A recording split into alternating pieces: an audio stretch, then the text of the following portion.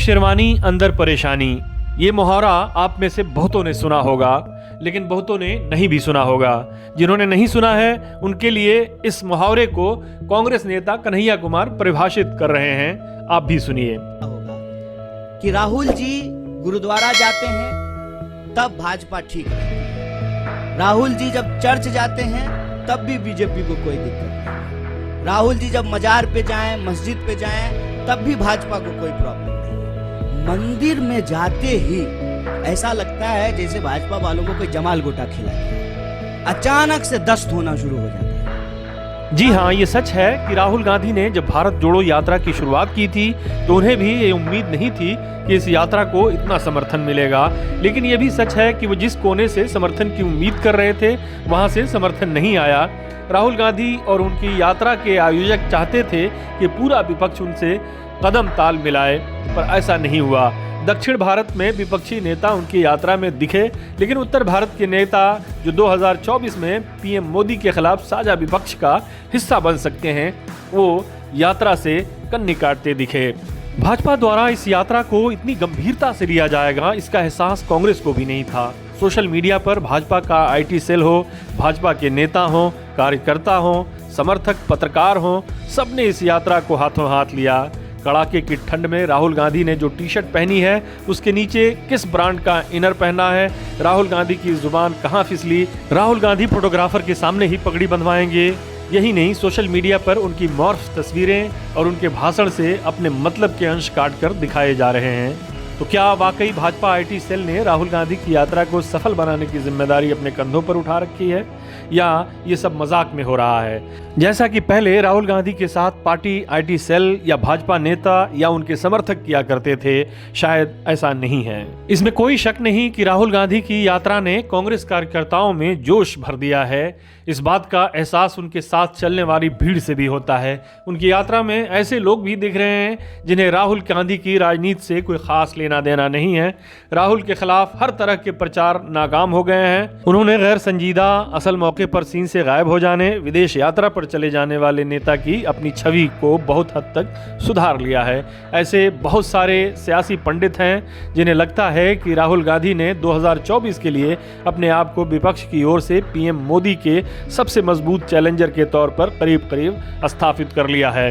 आपको याद होगा कि जब 2013 में नरेंद्र मोदी अपना चुनाव अभियान शुरू करने वाले थे तो उन्होंने दिल्ली में युवाओं को संबोधित करते हुए कहा था कि देश को पहले शौचालय, बाद में देवालय चाहिए।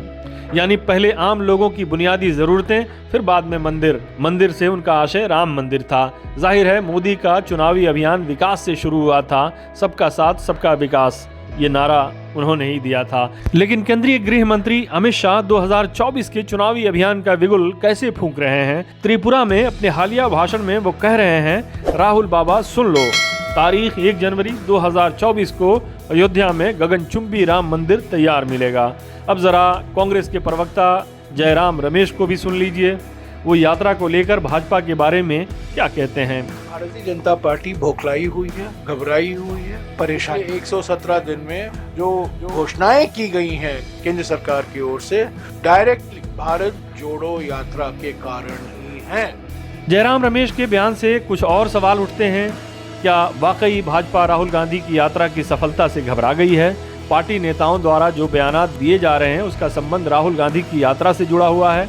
जयराम रमेश ये जो कह रहे हैं कि भारत जोड़ो यात्रा की वजह से मोहन भागवत मुस्लिम बुद्धिजीवियों के साथ मुलाकात कर रहे हैं, नितिन गडकरी बेरोजगारी, गरीबी और आर्थिक विषमताओं पर बोल रहे हैं, बाबा रामदेव राहुल जी की प्रशंसा कर रहे हैं, जेपी नड्डा दरगाह जा रहे हैं, पूर्व सैनिकों से भारत जोड़ो यात्रा की बातचीत के बाद 1 रैंक 1 पेंशन पर रक्षा मंत्री राजनाथ सिंह घोषणा कर रहे हैं कि सारा एरियर क्लियर किया जाएगा। इसका संबंध वाकई भाजपा की घबराहट से है या बीजेपी ने राहुल गांधी को गंभीरता से लेना शुरू कर दिया है?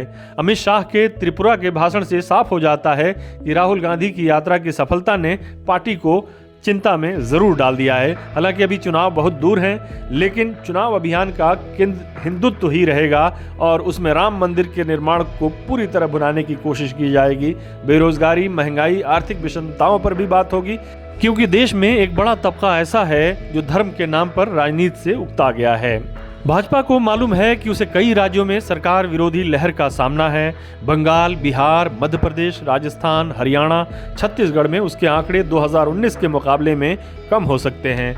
भाजपा को ये भी डर है कि जिस तरह कई राज्यों में विधानसभा चुनाव में ये सुना गया कि राज्य यानी विधानसभा चुनाव में कांग्रेस या विपक्ष को वोट दे रहे हैं, लेकिन केंद्र यानी लोकसभा में मोदी को ही वोट देंगे। कभी भी ये मामला उलट सकता है। अगर उक्त राज्यों में विपक्ष ने भाजपा को थोड़ा बहुत भी नुकसान पहुंचाया तो उसे बहुमत के आंकड़े तक पहुंचना मुश्किल हो जाएगा। शायद यही वजह है कि भाजपा का पूरा प्रचार तंत्र राहुल के खिलाफ काम में लगा हुआ है। हमारे साथ जुड़ने के लिए आपका शुक्रिया। हमारा वीडियो पसंद आए तो इसे लाइक करें, हमारे चैनल को सब्सक्राइब करें और कमेंट बॉक्स में जाकर अपनी राय जरूर दें।